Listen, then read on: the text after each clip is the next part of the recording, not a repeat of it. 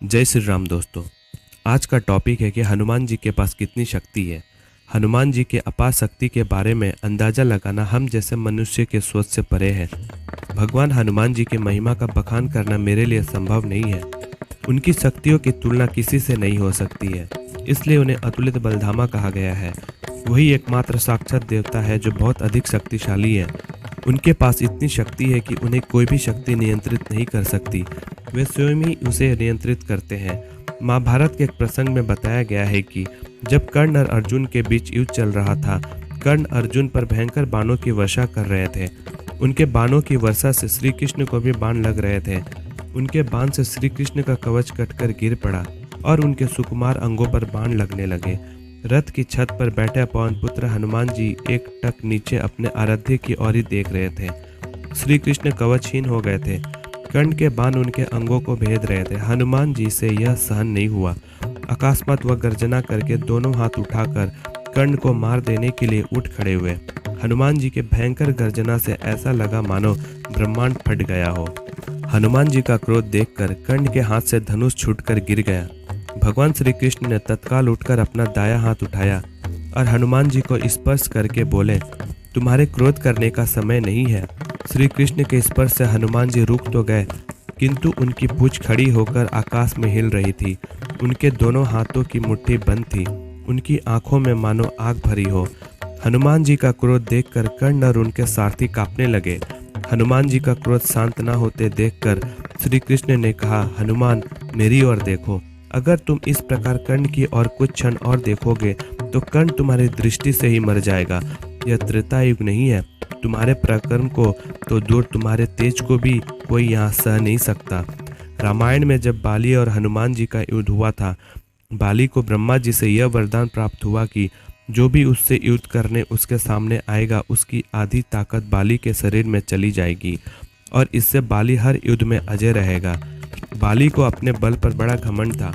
उसका घमंड तब और भी बढ़ गया जब उसने करीब करीब तीनों लोकों पर विजय पाए हुए रावण से युद्ध किया और रावण को अपनी पूंछ से बांधकर 6 महीने तक पूरी दुनिया घूमी। रावण जैसे योद्धा को इस प्रकार हराकर बाली का घमंड की कोई सीमा न रही। अब वह अपने आप को संसार का सबसे बड़ा योद्धा समझने लगा था और यही उसकी सबसे बड़ी भूल हुई। अपने ताकत के मद में चूर एक दिन एक जंगल में पेड़ पौधों को तिनके का समान उखाड़ फेंक रहा था।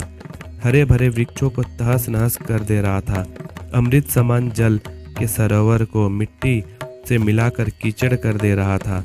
एक तरह से अपने ताकत के नशे में बाली पूरे जंगल को उजाड़ कर रख देना चाहता था और बार बार अपने से युद्ध करने की चेतावनी दे रहा था।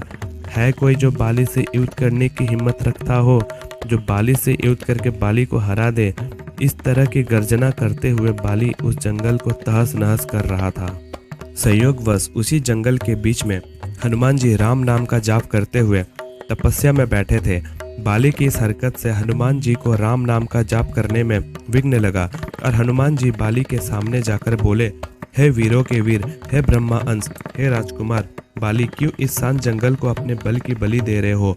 हरे भरे पेड़ों को उखाड़ फेंक रहे हो, फलों से लदे वृक्षों को मसल रहे हो, अमृत समान सरोवर को दूषित मलिन मिट्टी से मिलाकर उन्हें नष्ट कर रहे हो। इससे तुम्हें क्या मिलेगा? तुम्हारे औरस पिता ब्रह्मा के वरदान स्वरूप कोई तुम्हें युद्ध में नहीं हरा सकता, क्योंकि जो कोई तुमसे युद्ध करने आएगा उसकी आधी शक्ति तुम में समाहित हो जाएगी। इसलिए हे कपि राजकुमार, अपने बल के घमंड को शांत कर और राम नाम का जाप कर। इससे तेरे मन में अपने बल का भान नहीं होगा और राम नाम का जाप करने से यह लोक और परलोक दोनों ही सुधर जाएंगे। इतना सुनते ही बाली अपने बल के मद चूर हनुमान जी से बोला, है तुच्छ वानर, तू हमें शिक्षा दे रहा है राजकुमार बाली को, जिसने विश्व के सभी योद्धाओं को धूल चटाई है और जिसके एक हुंकार से बड़ा पर्वत भी खंड खंड हो जाता है। जा तुच्छ वानर जा, और तू ही भक्ति कर अपने राम की। और जिस राम की तू बात कर रहा है वो है कौन, केवल तू ही जानता है। राम के बारे में मैंने आज तक किसी के मुंह से यह नाम नहीं सुना और तू मुझे राम नाम जपने की शिक्षा दे रहा है। हनुमान जी ने कहा, प्रभु श्री राम तीनों लोकों के स्वामी है, उनकी महिमा अपरंपार है। ये वह सागर है जिसकी एक बूंद भी जिसे मिले वह भवसागर को पार कर जाए। बाली बोला, इतना ही महान है राम तो बुला जरा, मैं भी तो देखूं कितना बल है उसकी भुजाओं में। बाली को भगवान राम के विरुद्ध ऐसे कटु वचन हनुमान जी को क्रोध दिलाने के लिए पर्याप्त थे। हनुमान जी ने कहा, हे बल के मद में चूर बाली, तू क्या प्रभु राम को युद्ध में हराएगा?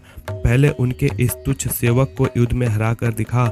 बाली बोला, तब ठीक है, कल के कल नगर के बीचों बीच तेरा और मेरा युद्ध होगा। हनुमान जी ने बाली की बात मान ली।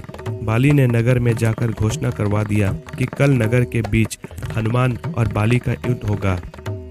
अगले दिन तय समय पर जब हनुमान जी बाली से युद्ध करने अपने घर से निकलने वाले थे, तभी उनके सामने ब्रह्मा जी प्रकट हुए। हनुमान जी ने ब्रह्मा जी को प्रणाम किया और बोले, हे जगत पिता, आज मुझ जैसे एक वानर के घर आपका पधारना का कारण अवश्य ही कुछ विशेष होगा। ब्रह्मा जी बोले, हे अंजनी सुत, हे शिवांश, हे पवन पुत्र, हे राम भक्त हनुमान, मेरे पुत्र बाली को उसकी उदंडता के लिए क्षमा कर दो और युद्ध के लिए ना जाओ। हनुमान जी ने कहा, हे प्रभु, बाली ने मेरे बारे में कहा होता तो मैं उसे क्षमा कर देता, परंतु उसने मेरे आराध्य श्री राम के बारे में कहा है जिसे मैं सहन नहीं कर सकता। बाली ने मुझे युद्ध के लिए चुनौती दी है जिसे मुझे स्वीकार करना ही होगा, अन्यथा सारी विश्व में यह बात कही जाएगी कि हनुमान कायर है, जो ललकारने पर युद्ध करने इसलिए नहीं जाता है क्योंकि एक बलवान योद्धा उसे ललकार रहा है। तब कुछ सोचकर ब्रह्मा जी ने कहा, ठीक है हनुमान, पर आप अपने साथ अपनी समस्त शक्तियों को साथ न लेकर जाएं, केवल 10वां भाग का बल लेकर जाएं, बाकी बल को योग द्वारा अपने आराध्य के चरणों में रख दें तथा युद्ध से आने के उपरांत फिर से उन्हें ग्रहण कर ले। हनुमान जी ने ब्रह्मा जी का मान रखते हुए वैसा ही किया और बाली से युद्ध करने घर से निकल गए। बाली नगर के बीच में एक जगह को अखाड़े में बदल दिया था और हनुमान जी से युद्ध करने को व्याकुल होकर बार बार हनुमान जी को ललकार रहा था। पूरा नगर इस अद्भुत और 2 महायोद्धाओं के युद्ध को देखने के लिए जमा था। हनुमान जी जैसे ही युद्ध स्थल पर पहुंचे, बाली ने हनुमान को अखाड़े में आने के लिए ललकारा। ललकार सुनकर जैसे ही हनुमान जी ने एक पांव अखाड़े में रखा, उनकी आदि शक्ति बाली में चली गई। बाली में जैसे ही हनुमान जी की आदि शक्ति समाई, बाली के शरीर में बदलाव आने लगे। उसके शरीर में ताकत का सैलाब आ गया। बाली का शरीर बल के प्रभाव में फूलने लगा। उसके शरीर फटकर खून निकलने लगा। बाली को कुछ समझ नहीं आ रहा था। तभी ब्रह्मा जी बाली के पास प्रकट हुए और बाली को कहा, पुत्र, जितना जल्दी हो सके यहाँ से दूर, अति दूर चले जाओ। बाली को इस समय कुछ समझ नहीं आ रहा था। उसने ब्रह्मा जी की बात को सुना और सर पर दौड़ने लगा। 100 मील से ज्यादा दौड़ने के बाद बाली थक कर गिर गया। कुछ देर बाद जब होश आया तो अपने सामने ब्रह्मा जी को देखकर बोला, ये सब क्या है? हनुमान से युद्ध करने से पहले मेरा शरीर का फटने की हद तक फूलना, फिर आपका वहाँ अचानक आना और ये कहना कि वहाँ से जितना दूर हो सके चले जाओ, मैंने कुछ समझ नहीं आया। ब्रह्मा जी बोले, पुत्र, जब तुम्हारे सामने हनुमान जी आए तो उनका आधा बल तुम में समा गया, तब तुम्हें कैसा लगा? बाली बोला, मुझे ऐसा लगा जैसे मेरे शरीर में शक्ति की सागर लहर ले रहे हैं। ऐसे लगा जैसे इस समस्त संसार में मेरे तेज का सामना कोई नहीं कर सकता, पर साथ ही साथ ऐसा लग रहा था जैसे मेरा शरीर अभी फट पड़ेगा। ब्रह्मा जी बोले, हे बाली, मैंने हनुमान जी को उनके बल का केवल 10वां भाग ही लेकर तुमसे युद्ध करने को कहा, पर तुम तो उनके 10वें भाग के आधे बल को भी नहीं संभाल सके। सोचो, यदि हनुमान जी अपने समस्त बल के साथ तुमसे युद्ध करने आते तो उनके आधे बल से तुम उसी समय फट जाते जब वे तुमसे युद्ध करने को घर से निकलते। इतना सुनकर बाली पसीना पसीना हो गया और कुछ देर सोचकर बोला, प्रभु, यदि हनुमान जी के पास इतनी शक्तियां हैं तो वह इसका उपयोग कहाँ करेंगे? ब्रह्मा जी ने कहा, हनुमान जी कभी भी अपने पूरे बल का प्रयोग नहीं कर पाएंगे, क्योंकि ये पूरी सृष्टि भी उनके बल के 10वें भाग को नहीं सह सकती।